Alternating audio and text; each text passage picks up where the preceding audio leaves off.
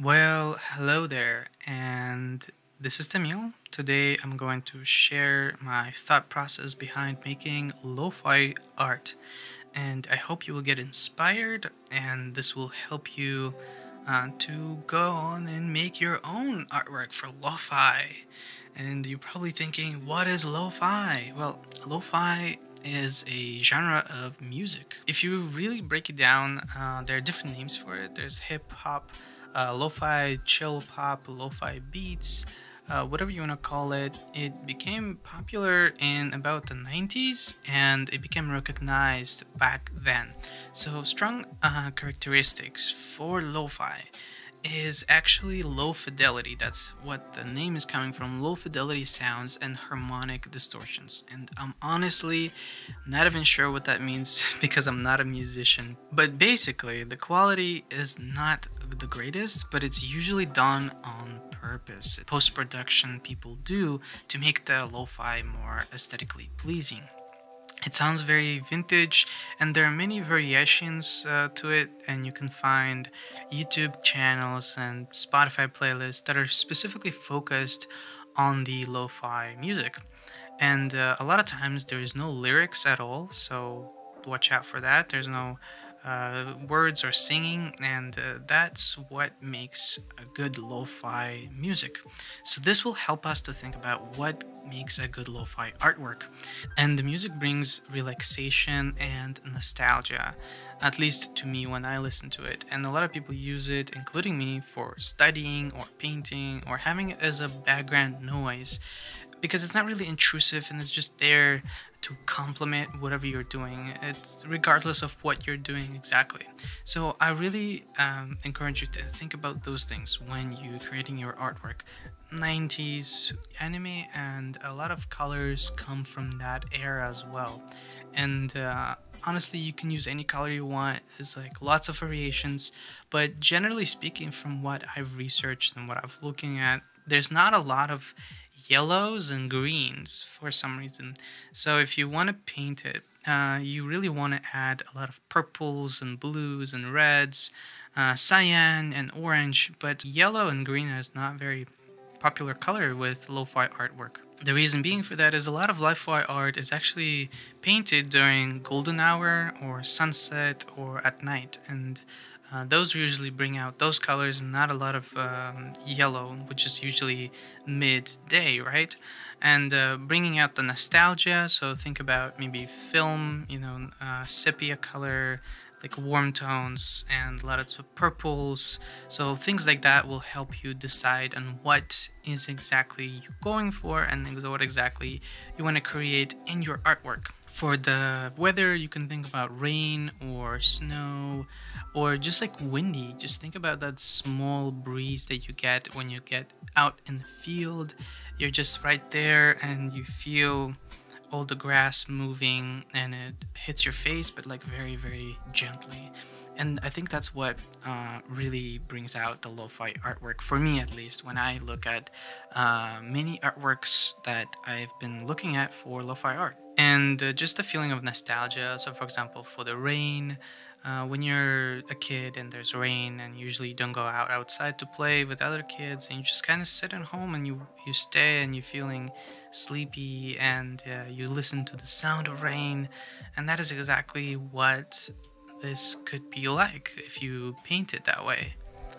And usually I just start with small thumbnails, so I highly recommend doing small thumbnails for color corrections or color mapping, whatever you want to call it. Basically, make something small, don't focus on details, and just have fun. Honestly, just keep experimenting with color. Think about what it could be. It could be a sunset, it could be ocean right before dusk, it could be golden hour. I haven't painted for a while, seriously painted. I've doodled, but I haven't focused on my artwork for quite a month, honestly. And these little thumbnails that just, they don't need to be perfect. You're not going to show them to anyone, and they're just for you. And I think that helped me a lot when creating this. For the locations, oh, there's so many locations you can do for lo-fi art.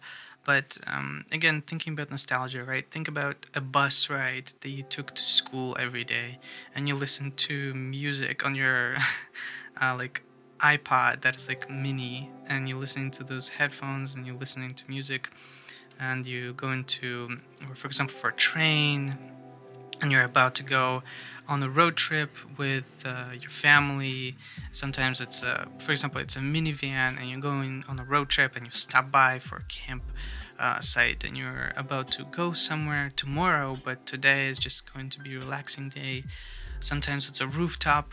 You look at stars, and there's someone next to you, and you're just chilling on the rooftop. There's nothing to worry about. Sometimes it could be a cozy room in the woods. So, for example, there's no brick, there's no cement, there's no cars, there's no night city life. It's just cozy woods. The house is made of trees, and there's barely any electricity or light, and you're just reading a book. And anything like that will bring you a good idea for lo-fi art. And you can think about also maybe when you're under the blanket and you're about to go to sleep, and it's a Friday night, and you don't have to go to school tomorrow, and you don't have to do anything tomorrow, and you're just sitting there and relaxing with a nightlight, if it's not too dark in your room, or a coffee shop when you take your laptop with you and you just sit there and browse all day and have a nice tea or a cup of coffee. So those things, keep those in mind when you're creating your own artwork. And you can also research this, go into different photography websites or find artists that you love and see what they did for the lo-fi artwork. And if you're going to paint the outside, I really recommend you try for very big, fluffy clouds. And I feel like every lo-fi art has very big, fluffy clouds. It's like a given thing. And I really struggle painting good clouds. But honestly, if you want to experiment and you want to see a good light sunset, I feel like clouds are almost the perfect subject to paint for that specific reason. And for the character, there are many characters that are created for lo-fi art and what could be lo-fi art. And the most popular one is probably the lo-fi girl. She has a green sweater, red scarf, and headphones. And the original artist's name is Juan Pablo. And you actually find their work, and if you Google their name, and I think you should just totally check it out. There's also Sam Does Arts. I really like his artwork, and I feel like a lot of people use his artwork as an inspiration for lo-fi art as well. And the most important parts, I think, is feeling cozy and headphones. You don't want to have busy, fashionable clothing that is very tight and something that is very like unnatural. You want to show off or go into a big event. Exactly the opposite when you want to just stay home. Nobody's going to see you except your friends or your family. And just keep on the headphones. Headphones are probably the most important part of this, is because you're actually going to listen to music, right? And your character wants to listen to music, and they're just consumed by it, and they're going to be in it for a while. And you can keep the clothing and the headphones close to 90s aesthetic. If you want to get inspiration from, look at what the 90s headphones looked like and what colors did they use, what shapes did they use. And I decided to go for a girl that has outside clothing and not too much into detail. I'm just creating something quick and doodly, just enjoying myself.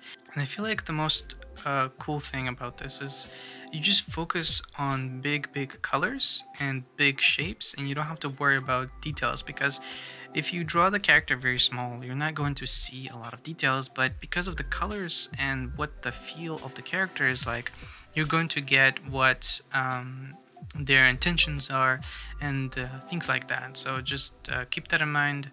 And also for lo-fi art, there are many styles that are used for lo-fi art, and I think the coolest one is probably 2 cell shading for the character, so like anime 90s. And for the backgrounds, a lot of times you can see also cell shading. But if you want to go further, you can start rendering it and having like a very painterly style to this, kind of like the 80s 90s classical animation movies.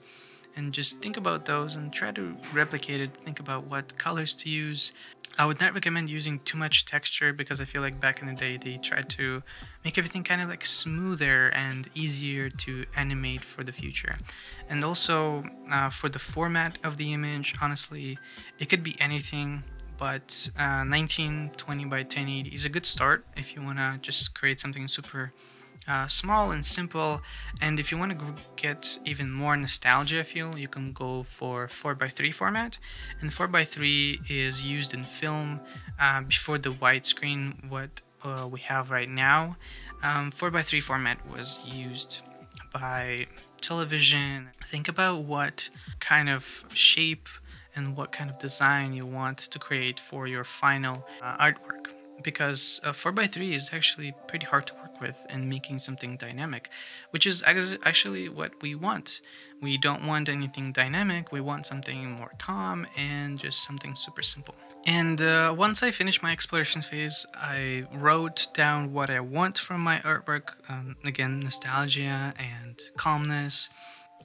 I explored colors and style preferences, and I sketched out ideas. And after everything is there, I can just start painting. I can start sketching out what I want, and I usually just start with small, light strokes and see what I can do with this. And the sketches that I did before will definitely help me because I don't have to worry about thinking about from scratch. After this, I can try to find references and what is actually needed for my piece. And in the future, I used a 3D model because I wasn't sure how to pose my character, so I was doing it as I go. And Clip Studio Paint has posing in there built in with 3D models, so that was really cool and easy to use. And I highly recommend checking it out if you haven't. And after that, I just keep creating things, try to find proper perspective, try to render it properly, and see what I can add to the piece. And if you struggling with what kind of color palette to use, just get a cyan or purple, and you can set it to soft light or overlay or any other format to bring out similar colors into the same artwork. And this will help you to create what you want in the final piece. Hopefully this was helpful. I really liked creating this, and I struggled a lot, honestly. I struggled so much this entire month again, and you will probably struggle too, which is part of the artwork and it's part of the process. And that's, I think, that's what we need sometimes, just to keep struggling until it works, and then you feel better about yourself at the end of the day. And I really liked the final image. I did not like it so much, but I liked the process, and I think that's what matters. I really wanted to convey a feeling, and I feel like I did a good-ish job for it. And hopefully you can create something too that will make you feel better about what artwork you're creating. And just let me know if you have any questions, and let me know what kind of artwork did you create recently. What did you like, what did you not like? And honestly, like anything that you want to say, we all want to share something, especially these days when things are not going as well. But everything is temporary. So I hope this was helpful, and thank you for watching. That was me, Tamil, and thank you for listening to this, and have a good day.